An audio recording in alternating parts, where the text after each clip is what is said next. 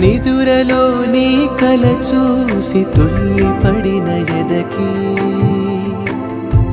ఏ క్షణం ఎదురవుతావో జోల పాటవై ఆకలని అడగక ముందే నోటి ముద్ద నువ్వై ఏ కథలు వినిపిస్తావో జాబిలమ్మ